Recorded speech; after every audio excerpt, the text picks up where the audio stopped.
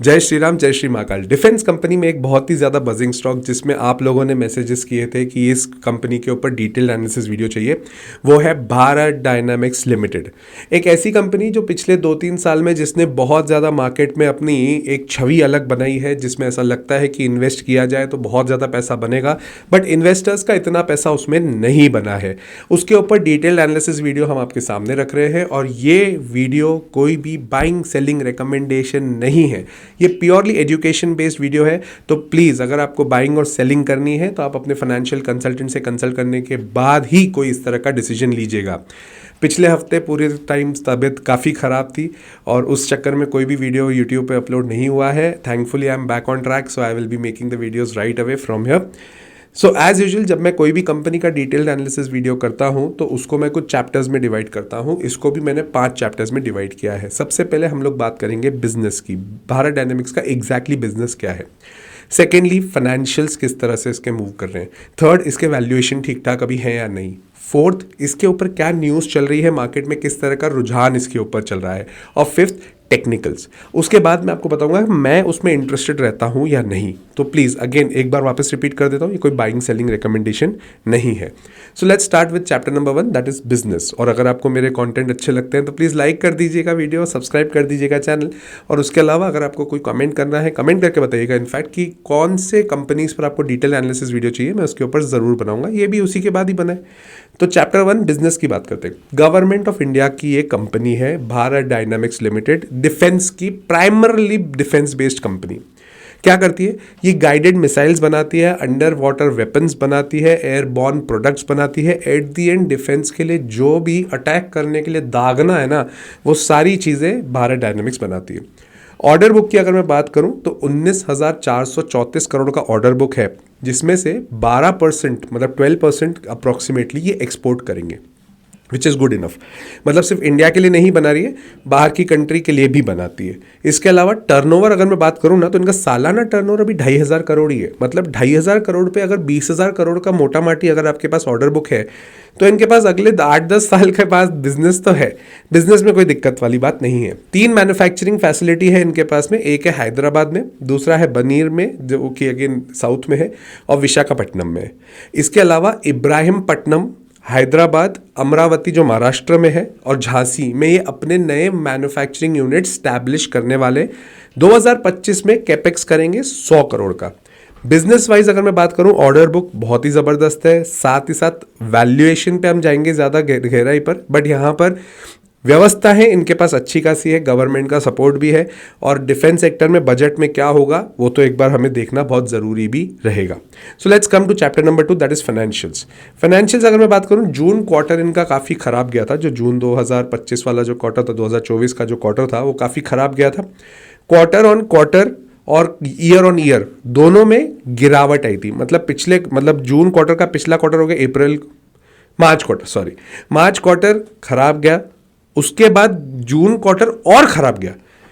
जून 2023 का जो क्वार्टर था, जून 2024 के क्वार्टर से कंपेयर करूं तो वो भी वहां पे रेवेन्यूज कम थे। तो ऑल टुगेदर एग्जीक्यूशन का इनके इसमें प्रॉब्लम आता है। What do you mean by that execution? अरे सर आपने ऑर्डर दिखा दिया, 10 गुना तो ऑर्डर चल रहा है इनके पास। साल भर में 2,500 करोड़ का इनके पास सेल्स होता है और उसके बाद में 19,000 करोड़ का तो इनके पास ऑर्डर बुक है। एग्जीक्यूट कितना कर पा रहे हैं, इसको यूज़ कितना कर पा रहे? ठीक है, अभी 2-3 नई मैन्युफैक्चरिंग फैसिलिटी अगर इन्होंने डाल दी तो उसके बाद एग्जीक्यूशन ऑब्वियसली बातें बढ़ेगा, बट अभी तक एग्जीक्यूशन इशू है। जो ऑर्डर मिल रहे हैं पूरे नहीं हो रहे, तो एक प्रॉब्लम है। 2020 अगर देखा जाए तो 2020 से 22% इनका ऑपरेटिंग मार्जिन होता है और company near to debt free है। तो वैल्यू फाइनेंशियल्स की अगर मैं बात करूं, बहुत ज़्यादा नंबर वाइज अट्रैक्टिव नहीं है, बट रही बात डेट फ्री है तो जितना पैसा कमा रहे वो शेयर होल्डर के लिए, और शेयर होल्डर मेजॉरिटी कौन है? Government of India. तो उसमें तो कोई दिक्कत नहीं है। ऑपरेटिंग मार्जिन भी 20 से 22% है, वो प्रॉब्लम नहीं है। प्रॉब्लम है सेल्स ग्रोथ और एग्जीक्यूशन की। तो हर बार जब क्वार्टरली रिजल्ट आते हैं ना, तो आपको ये ध्यान रखना बहुत ज़रूरी होगा कि इनका एग्जीक्यूशन कैसा हो रहा है, एग्जीक्यूशन प्रॉपर चल रहा है या नहीं। ठीक है, so let's come to chapter number 3, that is valuation. Government of India के पास 75% का इनका स्टेक है, 74.93 टू बी प्रिसाइज। स्टेबल है, कहीं पे भी कोई ज़्यादा मारामारी हुई नहीं है, कोई उठापटक नहीं हुई है। FIIs 2 से 3% है, मतलब बहुत ज़्यादा FIIs का कुछ रोल इस कंपनी में अभी है नहीं। DIIs के पास पहले 16.5% थे और वो गिराकर इन्होंने 8.5% किया है, which is a bit negative point. जो DII है, डोमेस्टिक इंस्टीट्यूशनल इन्वेस्टर्स, पहले इनके पास 16.5% का स्टेक था जो गिराकर इन्होंने 8.5% किया, which is not good, obvious सी बात है। पब्लिक की शेयर होल्डिंग 6.5% से 13% हुई है। अब ये प्रॉब्लमैटिक बात नहीं है, बट हाँ कंसर्निंग पॉइंट ये है कि DII अपना इन्वेस्टमेंट कम कर रहे हैं और पब्लिक का पैसा बढ़ रहा है इन द सेंस पब्लिक का इन्वेस्टमेंट बढ़ रहा है। तो ये एक थोड़ी सी प्रॉब्लमैटिक सिचुएशन है। प्राइस अर्निंग रेशियो की अगर मैं बात करूं तो एज ऑफ नाउ 83 पर है, जबकि इंडस्ट्री का 96 है। तो अब ये जाके थोड़ा सस्ता हुआ है। कैसे? इसका भाव अभी चल रहा है करीब करीब 1250 के करीब। जब 1800 ये गया था ना, तब इसका प्राइस अर्निंग रेशियो बहुत ही तेजी से बढ़ चुका था, तब ये बहुत ज्यादा महंगी लग रही थी कंपनी, क्योंकि इसका 52 वीक हाई इज 1800, अभी चल रहा है 1200, मतलब इफेक्टिवली 35% गिर चुका है अपने हाई से, और लो बनाया था 900 पे। ठीक है, तो अब अभी के लेवल पे अगर उसकी बात करूं, वैल्यूएशंस खराब नहीं है, बहुत ज़्यादा प्रॉब्लमेटिक नहीं है। अगर मार्केट ने स्टेबिलिटी दिखाई, मार्केट ने जो अभी काफ़ी नेगेटिव चल रहा है मार्केट, बट अगर मार्केट ने यहाँ से स्टेबिलिटी दिखा के बढ़ना चालू किया तो ये भी भाग सकता है, इसमें कोई डाउट नहीं है। तो उसको देखने के लिए हम टेक्निकल्स पे जाएंगे, बट अभी let's come to 4th chapter, that is news.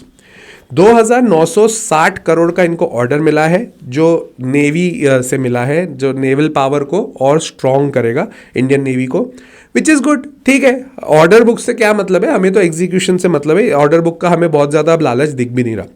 इसके अलावा अल्ट्रा मैरिटाइम सोनोबॉयस, जो कि US की एक बॉडी है, उसने BDL के साथ में JV करने की बात करी है। Again that is a positive point, बहुत ज़्यादा दिक्कत नहीं है।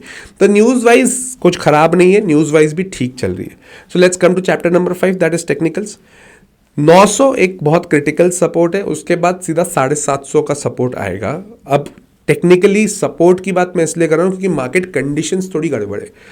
बहुत अच्छे समय तक अगर आप इसको होल्ड करना चाहते हो तो डिफेंस बेस्ड कंपनी है, जब तक गवर्नमेंट स्टेबल है ये वाली कंपनीज को बेनिफिट होगा ही होगा, इसमें मुझे कोई दो राय है ही नहीं। बट स्टिल आपको बहुत लंबे समय तक इसको होल्ड करना पड़ेगा।